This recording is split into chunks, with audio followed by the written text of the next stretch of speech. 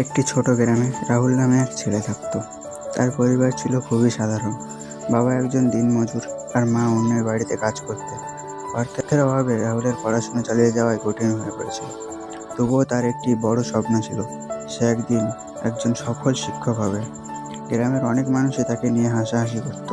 তারা বলতো যে ছেলে ঠিকমতো বই কিনতে পারে না, সে আবার বড় মানুষ হবে। এইসব কথা শুনে রাহুল কষ্ট পেত, কিন্তু কখনো হাল ছাড়তো না। সে মনে করত মানুষের কথা নয়, নিজের পরিশ্রমই তার ভবিষ্যৎ নির্ধারণ করবে।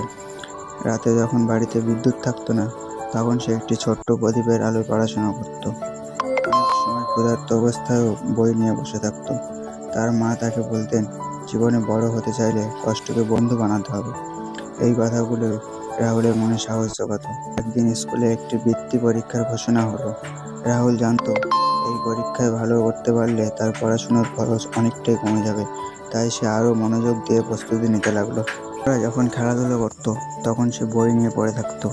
অনেক বাধা এলো, অনেক কঠিন সময়ও পার করতে হলো, কিন্তু সে নিজের লক্ষ্য থেকে একটুও সরে যায়নি। অবশেষে পরীক্ষার ফল প্রকাশের দিন এলো। পুরো গ্রাম অবাক হয়ে গেল, কারণ রাহুল প্রথম স্থান অর্জন করেছে। সে শুধু বৃত্তিই পেল না, বরং তার স্কুলের সবার কাছে অনুপ্রেরণার উদাহরণ হয়ে উঠল।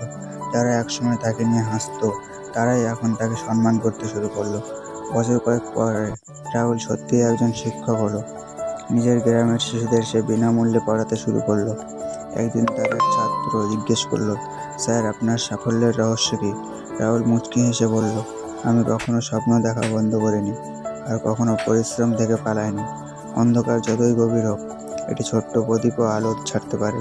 শিক্ষা জীবনে সাফল্য অর্জনের জন্য বড় সুযোগের অপেক্ষা করার প্রয়োজন নেই।